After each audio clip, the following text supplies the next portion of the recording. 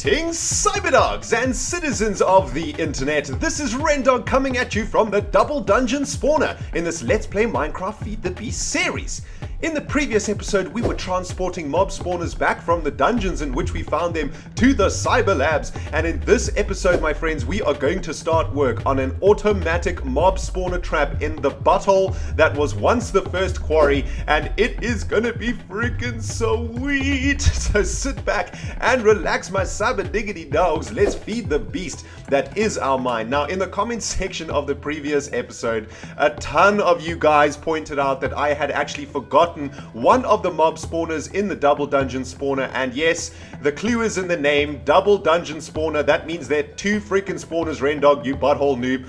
I know, guys, my bad. I forgot about this spawner in the previous episode. But as you can see, guys, there is another zombie spawner for us to take back to the spawner isolation cell, which is absolutely epic because zombie spawners are the spawners that we want, because of course zombie spawners give us the chance of getting iron ingots, which is exactly what we're trying to do here, so that to build the freaking Ren Star out of 1,000, 10,000, 1 billion iron blocks. So this is absolutely epic, guys. So I picked up the third zombie spawner. I'm going to stick it in the isolation cell. There we go, G. And let's get some torches up on this bad boy, and let's just make sure that this area is secure, just in case zombies decide to spawn. Okay, that is awesome, guys. So in today's episode, we can now start working on a giant ass mob spawner. And as the first quarry is now finished quarryifying, we now have a giant ass cavity that we can work in. And what a perfect place for a mob spawner. And before we actually head in there and start some work, guys, let's just turn on the third and second quarries so they can get busy getting busy. The MFEs in the battery room actually got completely drained, so I turned them off for a bit to recharge their buttholes. But the second quarry is now up and running again, and I do believe the third quarry, let's have a quick look before we start working on the mob spawner. Let's have a look how far the third quarry has come. The third quarry's got one more row of blocks to pew pew, or 1.5 more rows of blocks to pew pew, and then it's going to start doing some freaking epic quarryfication, and that is awesome. And in the meantime, guys, while that is running, let's get into the cavity of the first quarry where we're going to be building our mob spawner trap. Now, as you guys can see, I've already done a little bit of work. I've made a little working platform over here for us. Let's quickly head over there. I've got some chests full of the stuff that we need to build this mob spawner trap. I've got an infinite water source up in here, and we are going to be building a gravity mob spawner trap right here in the middle of the cavity of the first quarry. And I've already outlined, as you can see, some markers so that we can build this mob trap right directly in the middle of this space. And of course, the first thing that we need to do, guys, is deal with these water sources over here. We need to stop the water flowing so that we can build this mob spawner in peace without any water getting in the way. Oh god, pressing the wrong buttons. There we go. Let's just get all of these water sources blocked up, and then we can start working on our mob spawner. Now, the awesome thing about this portal gun that we have found is, as you guys know, we've managed to pick up a few actual mob spawners themselves, which is going to increase the productivity of our mob spawner trap by about, I don't know, 1 billion. And what we're going to be doing, oh my goodness, we don't actually have enough materials to block off all of these things. So let's just collect a little bit of dirt over here.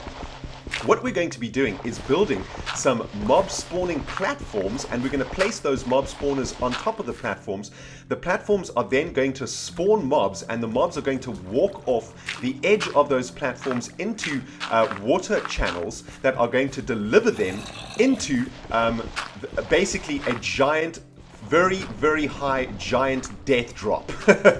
And at the bottom of the death drop, we are going to set up some obsidian transport pipes to collect the loots that the zombies drop when they die, and those loots are going to be transported back into the sorting system via a golden transport pipe to either be filtered into the storage warehouse or sent directly into the butthole of the recycling facility. And we're basically just going to be increasing the amount of materials going through our recycling facility, as well as, you know, any rare drops that we might get from the mobs themselves. Now, I've got a couple of chests here with the stuff we need. We've got some glass, we've got some wood, and we've got a whole ton of marble. A ton of you guys actually asked me at the beginning of this series, why aren't you recycling marble? Well, I thought that, you know, we would be using a lot of marble in the Ren Star itself, because I really like the white color of the marble, and I kind of want the Ren Star to be like, to look like a spaceship, right? And I think that the marble is going to really help us in the Ren Star. But also, it looks like it's really good that we saved all of this marble, because we're going to be able to build a sweet ass mob trap out of it. Of course, we're going to need a ridiculous amount of blocks to build this mob trap. And what I want to do now, guys, is isolate the very center of this cavity. So what I'm going to do is build a row all the way across from here. I've already indicated the middle of this wall using this pillar over here, and then the middle of this wall is that pillar over there. So what I'm going to do is just build a bridge all the way across in this direction, and then build a bridge all the way across in this direction, and that way we will isolate the very, very center of this cavity. So guys, I'm going to quickly do this off camera, and once I have finished isolating the center, I will bring you guys back on the other side of this complaint.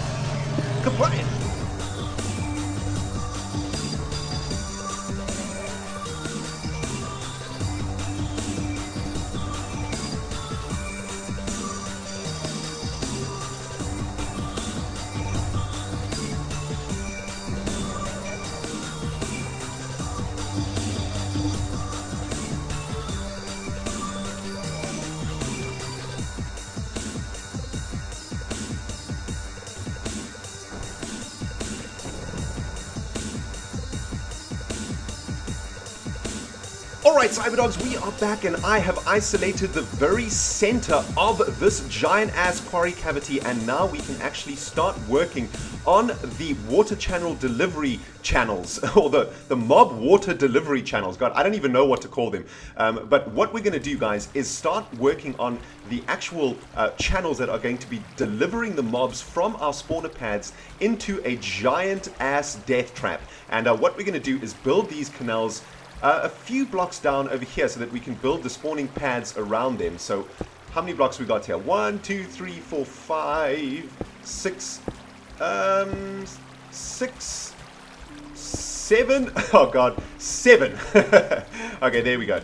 This is where we're going to start working on the water channels that are going to deliver the mobs, guys. And as you can see, the water is still really, really high. It looks like there's still a few water sources that we need to kill. One over there and one over there, and probably one over there, I think. But that's totally cool. Right now, all we are going to be doing is creating some water channels down here, and we can deal with those water sources at some other date. I've also gone and picked up a few more torches, because we're a bit torch light at the moment, and we don't want any mobs spawning around here while we are working on this epic mob spawner trap. Now, the way that we're going to do this, guys, is we are going to make the water channels 2 blocks wide, so that we are going to be able to collect spiders. Now, the reason that we want to spawn and kill and collect spiders is because we need their eyeballs for the Cropmatron. We need eyeballs to make weed eggs, so we might as well take this opportunity to not only spawn zombies, but to also spawn spiders, so that we can continue on our quest to get Feru, which is a plant that's going to generate iron for us. So that is like a win-win, if you know what I'm freaking saying. So I'm working on one of the water channels over here, and it needs to be 10 blocks long. So 1, 2, 3, 4, 5, 6, 7, 8, 9, 10. Sweet. And I have done a little bit of research into the best way to do this, because this is quite a large project. In fact, this is probably going to take us 2 or 3 episodes to finish, and I don't want to start the project without knowing exactly what I'm doing, because what might end up happening is we get to a point where I've built the thing completely wrong, and it noobs out and we waste a whole bunch of time. So I have done a little bit of research into how exactly to make this, and it is going to be freaking sweet, guys. Let me tell you, I've seen some builds on YouTube and on the forums, and they look absolutely freaking epic.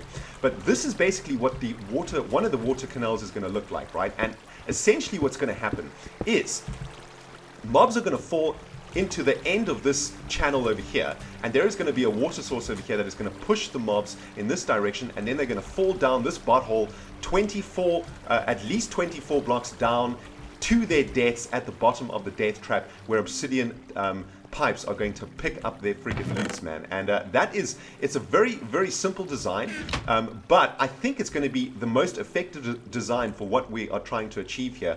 I know that there are other ways to build mob traps too, but I think we're going to go for a nice, simple mob trap design here in the first quarry. Just keep things nice and simple for now, and who knows, maybe we'll improve it at a later date. But let me show you exactly why we needed to make this channel 10 blocks wide, right? 10 blocks long, right? So we need the water source to end just before it gets to the edge of the death trap or the death drop. Because if it doesn't, then the water will actually flow over the edge, and then it won't be a death drop anymore. It'll just be a waterfall. So this is basically what our death drop, what our mob water delivery channel is going to look like, right? So the mob is going to land in the water over here, and then he or she, let's not be sexist about mobs here, are going to be pushed off the edge here and fall down to their death at the bottom over there. Now what we also need to do is add a second canal above this one, because the way that this mob trap is going to be designed is in such a way that we can add multiple spawning platforms to the mob trap itself. So on this canal there is going to be a spawning pad on this side, and there is going to be a spawning pad on this side. Now the more canals that we build above the bottom canal, this is the primary delivery canal down here, we can actually build more canals above the primary delivery canal so that we can add more spawning platforms to the mob trap.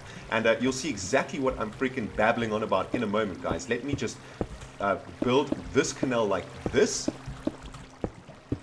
and there we go. And what we'll do is set up the walls like this. So already you can see what is going on here, guys. This second canal over here is going to deliver mobs down into the primary canal, and the primary canal is going to deliver the mobs into the death drop. The reason that we're doing that is because if we have spawning pads that are above or below each other, we need to make sure that the mobs that are generated by the spawning pads all fall exactly the same distance, and that is at least 24 blocks to kill them. So we could just send all the mobs into, we could just make multiple spawning layers and send all the channels into the death drop, but that means that some of the channels would be higher than others, and which could result in breaking the spawner itself. So this is just the safest way to do it, and it's actually really freaking sweet. And you'll see exactly why now, guys. I'm just gonna build up a couple of walls over here so I can show you exactly what I'm doing up in here. I know it doesn't really make a lot of sense right now, but it will all become entirely clear in a second. So from this drop over here, we need 9 blocks. So 1, 2, 3, 4, 5, 6, 7, 8, 9. Okay, so we're going to need to add one more over here, like so. Kaplooey. Sweet. Just get a torch up here too. And let's just go get a little bit more water, and now I will show you how this zigzag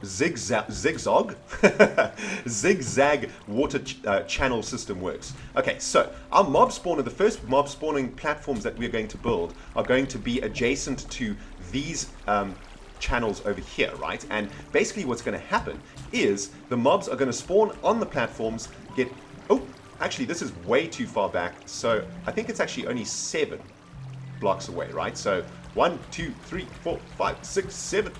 So I think it's over here, right? Let's have a look. Yeah, there we go. Sweet. And we can just fill this up like this. So we're going to have mob spawning platforms to the left and the right of this channel, and mobs are going to spawn on the platforms, and then they're going to walk off the edge of the platforms and land into this canal. This canal is then going to push them all the way into this drop hole, which is going to go into the primary delivery canal, and they are going to be sent to their freaking deaths via this giant ass death drop over there. So that is the plan to design this freaking mob trap over here, guys. What I'm going to do now off camera is just create all the 3 of the remaining water channels around here, and I will bring you back on the other side of this plan to have a look at what the water channels look like once they are complete. Kablam!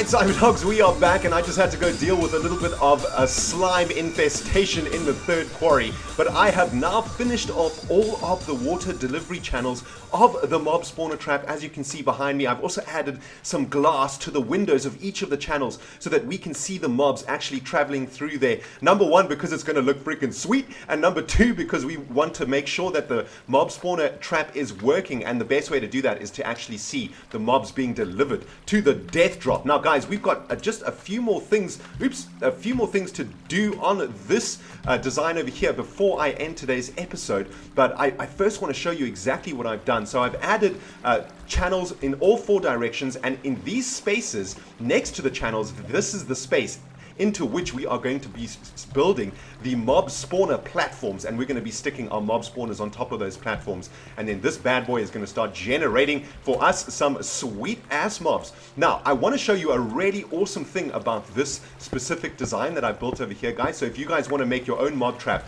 I suggest using this design because it works really nicely. And what we can do actually is make all of these channels share one water source, and all we have to do is add 4 water sources right here in the intersection of all the channels. And as you can see, these channels now share a single water source from the center, which is absolutely awesome. And as you can see, guys, the mobs are going to be pushed down into these channels over here. Let's just have a look what it looks like down here, looking really sweet with all the glass. But I've run out of glass, gonna have to do a little bit of glass collection before we start the next episode, guys. But this is basically what I wanted to finish today, and in the next episode we are going to start working on the mob spawner platforms that are going to be basically running like this.